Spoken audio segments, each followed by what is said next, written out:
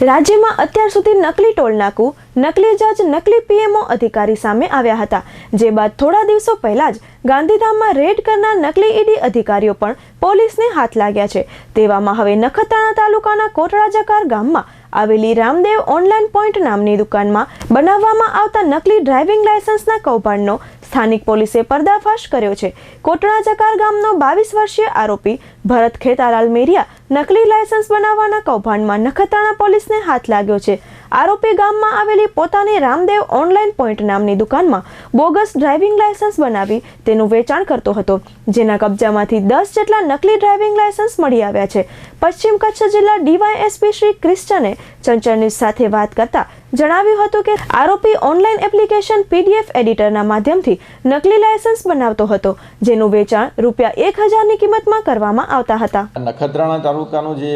ગામ છે કોટડા જડોદર, એમાં એક ભરત ખેતાલાલ મેરિયા નામનો જે એક ઈસમ છે, એની એક દુકાન છે રામદેવ ઓનલાઈન કરીને, એમાં duplicate licence, driving licence issue કરે છે એવી એક બાતમી નખત્રાણા પોલીસ સ્ટેશનના હેડ કોન્સ્ટેબલ યશવંતદાન ગઢવીને મળેલી, અને એ આધારે એમણે ઉપરી અધિકારીશ્રીઓને જાણ કરી અને નખત્રાણા પીઆઈ શ્રી મકવાણા અને એમની ટીમે ત્યાં રેડ કરી અને એ ભરત ખેતાલાલ મેરિયા આ પ્રમાણેની પ્રવૃત્તિ કરતા રંગે હાથ પકડાયેલો છે। અને એના આ કાર્ય માટે જે ચીજવસ્તુઓ વાપરતો હતો એમાં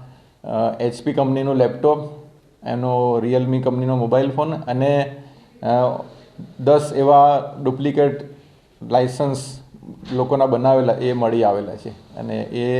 સમગ્ર મુદ્દામાલ સાથે એને પકડવામાં આવે છે અને ગુનો રજીસ્ટર કરવામાં આવે છે। આ પ્રાથમિક પૂછપરછમાં એની એવું જાણવા મળ્યું છે કે છેલ્લા 2-3 મહિનાથી આ પ્રવૃત્તિ કરતો હતો, અને જે રેડ દરમિયાન મળ્યા એ 10 તો એ વખતે જ મળ્યા છે। આરોપીને અટક કરવામાં આવ્યો છે અને એને ફર્ધર રિમાન્ડ લેવામાં આવશે, અને આ 2 મહિનામાં કે 3 મહિનામાં કેટલા એણે આવી રીતે ઇસ્યુ કર્યા છે, કોને કોને કર્યા છે, એ બધી માહિતી લેવામાં આવશે। આરટીઓનું કોઈ કનેક્શન હાલ પૂરતું એવું જાણવા નથી મળ્યું, કારણ કે જે લોકો એની પાસેથી લેતા હતા એ લોકો એની પાસે આવતા હતા અને એ એમને ₹1000 લઈને આ રીતે ડુપ્લિકેટ લાયસન્સ ઇસ્યુ કરતો હતો। હા, એટલે 10 તો મળ્યા જ છે, ઓન ધ સ્પોટ 10 મળ્યા છે, પણ છેલ્લા 2 મહિનામાં કેટલા બનાવ્યા છે એ હવે રિમાન્ડ દરમિયાનની પૂછપરછ દરમિયાન એ આપણને ખ્યાલ આવશે।